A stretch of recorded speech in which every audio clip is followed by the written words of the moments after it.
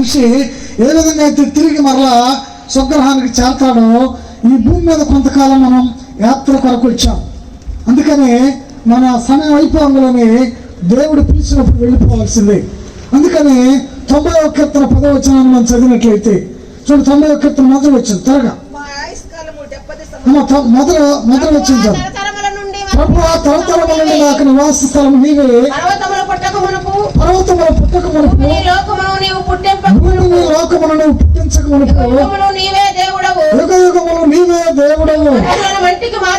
నీవు మనుషులను మంటికి మార్చుచున్నావు, మరలారా తిరిగి రండని సెలవిస్తున్నాడు, పిలుస్తున్నాడు. దేవుడు పిలిచినప్పుడు ఎంత స్థిరుడైనా, ఎంత ఐశ్వర్యవంతుడైనా, ఎంత బలము కలిగిన వాడైనా ఈ లోకములో మనిషి చనిపోవలసింది.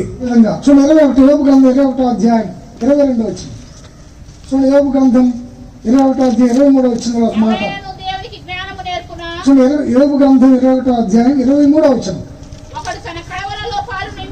ఒకడు తన కడవలలో పాలు నిండి ఉండగను, తమ ఎముకలలో మూలుగా బలిసి ఉండగను, సంపూర్ణ సౌఖ్యమును నెమ్మదిను కలిగి నిండు ఆయుష్యముతో మృతి పొందును.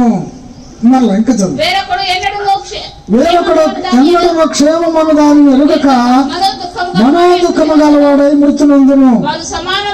వారు సమానముగా మంటిలో పండుకొందరు, పురుగు వారిద్దరిని కప్పును. చాలు. ఇక్కడ మనకు ధనవంతుడు లాజరు జ్ఞాపకం వస్తున్నాడు. ధనవంతుడు చాలా కాలం జీవించాడు, మంచి ఐశ్వర్యం ఉంది, ఆరోగ్యం ఉంది, మంచి ఆస్తిపాస్తులు, మంచి ఆహారం, అన్ని ఇలాక సౌఖ్యాలన్నీ ఉన్నాయి. చాలా కాలం జీవించాడు ధనవంతుడు. కానీ లాజరు అయితే త్వరగా చనిపోయాడు. దేవదత్తులు వచ్చి ఆయన ఆత్మను తీసుకువెళ్ళినట్టుగా దేవుని యొక్క వాక్యంలో ఉంది. కానీ ఇలా ఈయనున్నాడు చూశారు, ఎవరు? ఆ ధనవంతుడు చాలా కాలం బ్రతికాడు, కానీ ఎక్కడికి వెళ్ళాడు? పాతాళానికి వెళ్ళాడు. ఇక్కడ ఒక వ్యక్తి చూడండి, బైబిల్లో ఒక వ్యక్తి తన కడవల్లో పాలు నిండి ఉండగను, తన ఎముకల్లో మూలుగా బలిసి ఉండగను, సంపూర్ణ సౌఖ్యమును నెమ్మది కలిగిండి నిండు ఆయుష్తో మృతి పొందును. వేరొకడు క్షేమం అనేది ఎన్నడను క్షేమం అనే దాన్ని ఎరుగక మనోదుఖము గలవాడు మృతి నొందును. వారు సమానముగా మంటిలో పండుకొందరు, పురుగు వారిద్దరిని కప్పును. ఇక్కడ ఇద్దరు చనిపోతారు. కొంతమంది అయితే క్రైస్తవులు అయితే భూస్థాపన చేస్తారు. అలాగే మరి లోక సంబంధులు దేవుని ఎరగని వాళ్ళైతే ఆ శరీరాన్ని కాల్చి బూడిద చేస్తారు. ఏమంటే తీర్పు దినాన ఆ బూడిద కూడా, అందుకే వాక్యం ఉంది, సముద్రము తనలో ఉన్న మృతులను అప్పగించును. ఈనాడు చనిపోయిన వ్యక్తిని కాల్చి ఆ బూడిదని తీసుకెళ్ళి నదులు కలుపుతున్నారు. ఆ నదుల్లో కలిపింది నదులు ఎక్కడికి వెళ్తాయి? సముద్రంలో. సముద్రము తనలో ఉన్న మృతుల్ని అప్పగించునని దేవుని యొక్క వాక్యం ఉంది. పిల్లారా, మనకి దేవుని యొక్క వాక్యాన్ని చూసినట్లయితే కొద్ది రోజులే మనిషి జీవించేది. 90వ కీర్తన 10వ వచనాన్ని చూసినట్లయితే మా ఆయుష్కాలము 90వ కీర్తన 10వ వచనం, మా ఆయుష్కాలము 70 సంవత్సరములు, అధిక బలం ఉన్నట్లయితే 8 సంవత్సరములు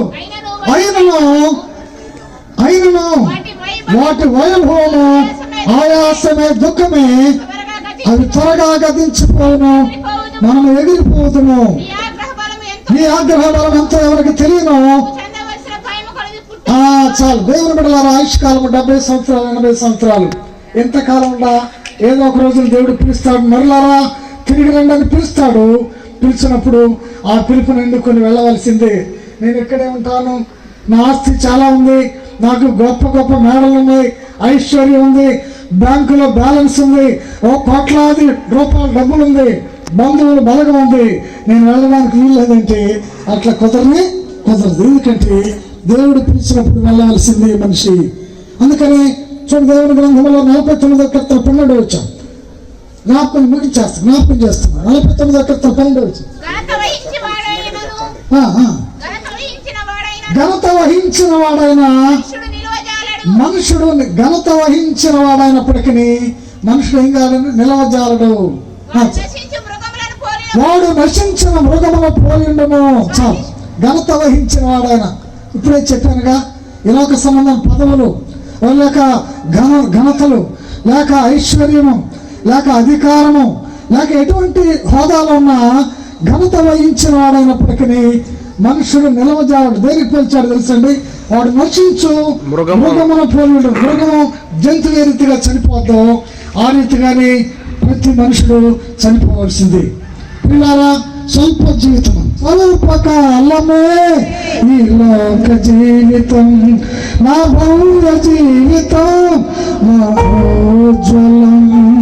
స్వల్పకాలమే ఈ లోక జీవితం, నా భవ్య జీవితం మహోజ్వలం.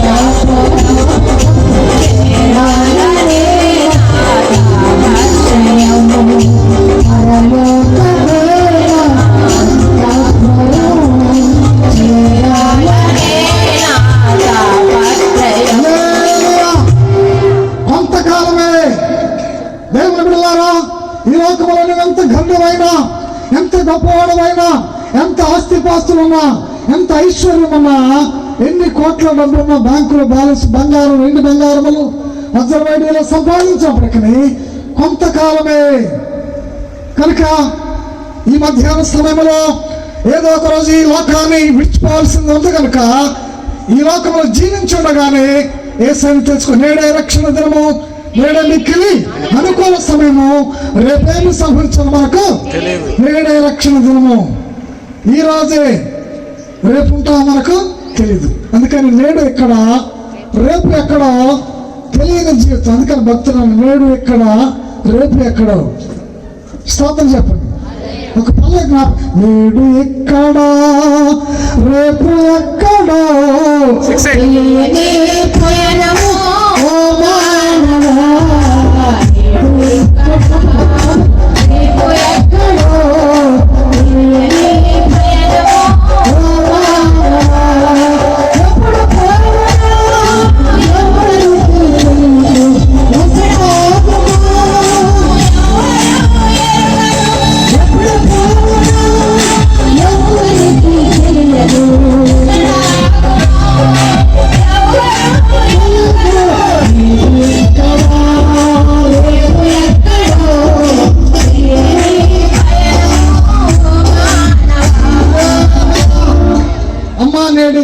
రేపు ఎక్కడో ఎక్కడో.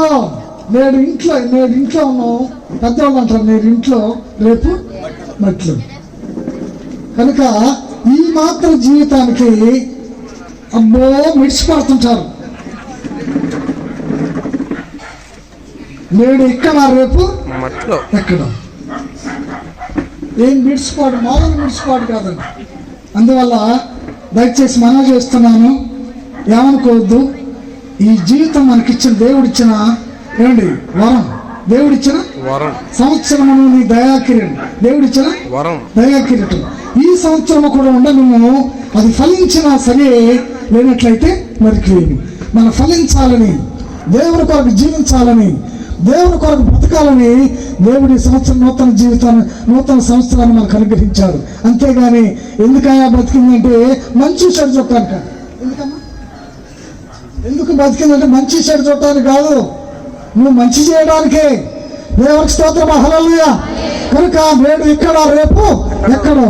కనుక ఘనత వహించిన వాడైనా మనుషుడు నిలవజాలడు. స్తోత్రం చెప్పండి. తన హృదయాన్ని తెరిచినట్లుగా భక్తులందరూ తమ హృదయంలో యేసయ్యని చేర్చుకున్నట్లుగా మనం యేసయ్యని చేర్చుకోవాలి. ఎందుకంటే దేవుని యొక్క ఇదిగో నేను తలుపు వద్ద నిల్చుండి తట్టుచున్నాను, ఎవడైనాను నా స్వరం విని తలుపు తీసినట్లయితే అతనితో నేను, నాతో కూడా అతను భోజనం. దేవుడు తలుపు తడుతున్నాడు, హృదయం అనే తలుపు. కనుక మన తలుపు, హృదయం అనే తలుపు తీసి యేసయ్యని చేర్చుకుందాం. దేవునికి స్తోత్రం, హల్లెలూయా, హల్లెలూయా. కనుక ఈ లోకములో ఇంతవరకు నువ్వు 70 ఏళ్ళు, 80 ఏళ్ళు, లేకపోతే ఇంకా ఎక్కువ సంవత్సరాలు, లేక 50 ఏళ్ళు, 60 ఏళ్ళు 70 ఏళ్ళు 80 ఏళ్ళు, బలం 70 ఏళ్ళు, అధిక బలం 80 ఏళ్ళు. 80 ఏళ్ళు దాటినోడు కూడా ఉన్నారు. అంటే నీకు అధిక బలం కూడా దాటిచ్చాడు దేవుడు. స్తోత్రం చెప్పండి. నువ్వు అనుకోవచ్చు నేను వాడే మందులు, నేను తినే ఆహారం, నాకున్న సౌకర్యాలు కాదు. కాదు, దేవుడిచ్చిన ఆయుష్కాలం. దేవుడికి స్తోత్రం. హల్లెలూయా. నేడైనను రేపైనను ఒకనొక పట్టణములకు వెళ్ళి 1 సంవత్సరం ఉండి వ్యాపారం చేసి లాభం సంపాదించుకున్న రండని చెప్పుకుని వాళ్ళారా, రేపేమి సంభవించిన మనకు తెలియదు. ఈ రోజే దేవుడికి స్తోత్రం. హల్లెలూయా. ఈ మధ్యాహ్న సమయంలో ఎవరైనా రక్షణ పొందినవారు, దేవుని ఎరగిన వాళ్ళు, మందిరానికి వెళ్ళనివారు స్తోత్రం చెప్పండి. ఈ రోజు నుంచే మందిరానికి వెళ్ళండి. ఎందుకంటే చచ్చిపోయి ఆ సమాధి పెట్టి దగ్గర సమాధి పెట్టి మోసుకొని ఆ సమాధిలో పెట్టి మనందరం ప్రార్థన చేసేప్పుడు అనిపిస్తుంది ఈ పాటి జీవితానికి. ఈ పాటి జీవితమే ఇక నుంచి మంచి బ్రతకాలనుకుంటాం. స్తోత్రం చెప్పండి. ఏదో ఒక రోజు ఇక్కడికి రావాలనుకుంటాం, కానీ అది అయిపోయిన తర్వాత మరలా ఏం చేస్తామండి? మరలా యథా రాజా తదా ప్రజ. అట్లా కాకుండా మన జీవితంలో యేసయ్యను అంగీకరించి దేవుడికి స్తోత్రం. హల్లెలూయా. కనుక ఈ మధ్యాహ్న సమయంలో సంఘం ఇక్కడ కూడినప్పుడు అందరికీ, ఆత్మీయులందరికీ, బంధుమిత్రులందరికీ, ప్రజలందరికీ నేను దేవుని వాక్యాన్ని బట్టి తెలియజేసేది ఏంటంటే, నేడే రక్షణ దినము. నేడే మిక్కిలి పల్లెటూరులో నుండి ఒక పక్క మందిరాల్లో ప్రార్థన జరుగుతుంటే ఒక పక్క డీజే పెట్టి ఎగురుతుంటారు. కనుక ఈ లోకంలో బ్రతికి ఉండగానే దేవునికి స్తోత్రం. హల్లెలూయా. ఈ గ్రామాల్లో చూస్తే మందిరాలు కనపడుతుంది. ఇక్కడ మందిరం, అక్కడ మందిరం, అక్కడ మందిరం. వెళ్ళు మందిరానికి వెళ్ళు, దేవుని వాక్యాన్ని విను, దేవుని ఎందుకు విశ్వాసం ఉంచు, రక్షణ మారుమనసు పొందు, రక్షణ పొందు, పరలోక రాజ్యం కొరకు సిద్ధపడు. దేవునికి స్తోత్రం. హల్లెలూయా. ఇక 2 వచనాలు చదివించి ముగిస్తాను. చూడండి, యోహాను సువార్త 5వ అధ్యాయం 28వ వచనం చదవండి. దీనికి ఆశ్చర్యపడకుడి, ఒక కాలం వచ్చుచున్నది, ఆ కాలమున సమాధిలో ఉన్న వారందరూ ఆయన శబ్దము విని మేలు చేసిన వారు జీవ పునరుద్ధానమునకును, కీడు చేసిన వారు తీర్పు పునరుద్ధానమునకు బయటికి వస్తారు. దేవునికి స్తోత్రం. అమ్మా పిల్లారా, ఒక కాలం రాబోతుంది. ఆ కాలమున సమాధిలో ఉన్న వాళ్ళు ఏమవుతారండి? మేలుకుంటారు. స్తోత్రం. అందుకే అంత్యదినమందు దూత బూర ఊదుచుండగా, రక్షణందుకున్న వారు పేరు పిలుచుచుండగా, నేను కూడా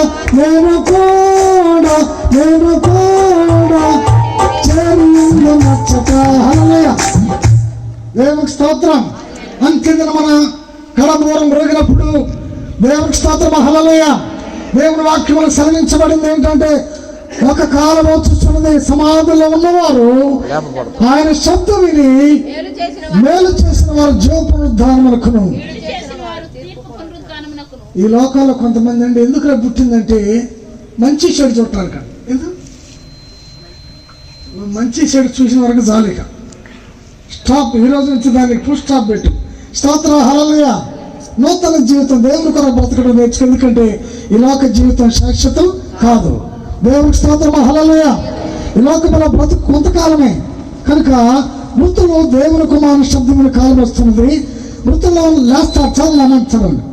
మేలు చేసిన వారు జీవ పునరుద్ధానమునకును, కీడు చేసిన వారు తీర్పు పునరుద్ధానమునకును బయటికి వస్తారు. దేవునికి స్తోత్రం. అలాగే దానియేలు గ్రంథం 12వ అధ్యాయం మొదలు వచ్చాను. దానియేలు గ్రంథం 12వ అధ్యాయం మొదలు వచ్చాను. చదివించి ముగించాను. ఆ కాలమందు నా జనుల పక్షము నిలిచినట్లే మహాధిపతి కాయలు వచ్చును. ఈ కాలం వరకు అయితే నీ జనుల్లో గ్రంథమందు దాఖలైన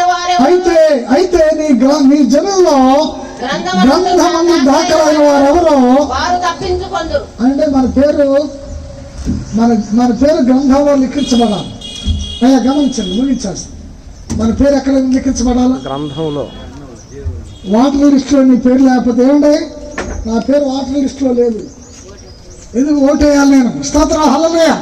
అందువల్ల వాటర్ లిస్టులో రాయించుకుంటాం. అలాగే ఇల్లు కావాలంటే రాయించుకుంటాం, ఇళ్ళ స్థలాలు కావాలంటే రాయించుకుంటాం, అన్నీ రాయించుకుంటాం. కానీ శాశ్వతమైన రాజ్యం, ఏ రాజ్యం? శాశ్వతమైన రాజ్యంలో ప్రవేశించాలంటే అక్కడ స్థలం కావాలి. మనకి ఏం కావాలండి? యేసు ప్రభువు వారు చెప్పాడు, నేనుండు స్థలములో మీరు ఉండలాగున నేను మరలా వచ్చి నా యొద్ద నుండి నేను మిమ్మల్ని తీసుకొని పోవద్దును. దేవునికి స్తోత్రం, హల్లెలూయా. మనకు అమరావతిలో స్థలం లేకపోవచ్చు, జగపేటలో స్థలం లేకపోవచ్చు, హైదరాబాద్లో స్థలం లేకపోవచ్చు, విజయవాడలో స్థలం లేకపోవచ్చు. కానీ యేసయ్యను నమ్మి విశ్వసించిన వారికి పరలోక జీవగ్రంథములో పేరు లిఖించబడుద్ది. పరలోకములో నివాసాలు దేవుడు ఇవ్వబోతున్నాడు. దేవునికి స్తోత్రం, హల్లెలూయా, హల్లెలూయా. దేవుడు దేనికి శిల్పియో నిర్మాణకుడు ఉన్నాడు. ఆ పునాదులు కలిగిన పత్రముల కొరకు అబ్రహాం ఏం చేశాడండి? ఎదురు చూశాడు. చివరి వాక్యం చదువుకుని అయ్యగారికి సమయిస్తాను. దేవుని యొక్క వాక్యం చూడండి. హెజ్కేలు గ్రంథంలో చివరి మాట చదువుకొని ముగించేస్తాం. హెజ్కేలు గ్రంథము 37వ అధ్యాయం 12వ వచనం చదువుకున్నాం. 12 నుంచి 14 వచనాల వరకు చదువుకొని ముగించుకున్నాం. హెజ్కేలు గ్రంథం 37వ అధ్యాయం 12వ వచనం చదవండి. కాబట్టి ప్రవచనం ఎత్తిలాగు చెప్పుము. అయ్యా బ్రదర్స్ కూర్చోనండి వచ్చి. అయ్యా దేవుడు అందరికీ ఆశ్రయం. యేసయ్యా దేవుడు అందరికీ దేవుడు, యేసయ్యా దేవుడు అందరికీ దేవుడు, దేవుళ్ళకు దేవుడు, దేవుళ్ళకు దేవుడు, దేవుళ్ళకు దేవుడు, దేవతలందరికీ మారా దేవుడు అందరికీ దేవుడు, యేసయ్యా దేవుడు అందరికీ దేవుడు, దేవుళ్ళకు దేవుడు, దేవుళ్ళకు దేవుడు, దేవతలందరిపై నా మాట ఉన్నవాడు యేసయ్యా దేవుడు అందరికీ దేవుడు. యేసయ్య అందరికీ దేవుడు. అందరికీ, యవనస్తులకి, ముసలి వాళ్ళకి, నడువయసు కలిగిన వాళ్ళకి, చిన్నలకి, పెద్దలకి, స్త్రీలకి, పురుషులకి, లోకములో ఉన్న వారందరికీ దేవుడు, ఆయన మనుషులందరి రక్షకుడని బైబిల్ సెలవిస్తుంది. దేవునికి స్తోత్రం, హల్లెలూయా. కనుక అటువంటి రక్షకుడు ఆ వచనాన్ని పూర్తి చేయడం ముగించుకున్నాం. ప్రవచనం ఎత్తలాగా వారితో అనుము. ప్రభువు యెహోవా